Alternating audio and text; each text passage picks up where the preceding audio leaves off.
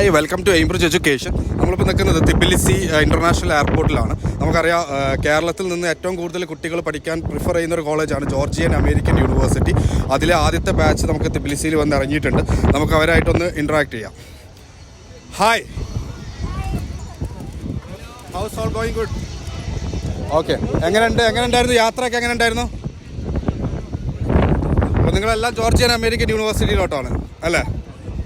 ആസിഫൊക്കെ okay.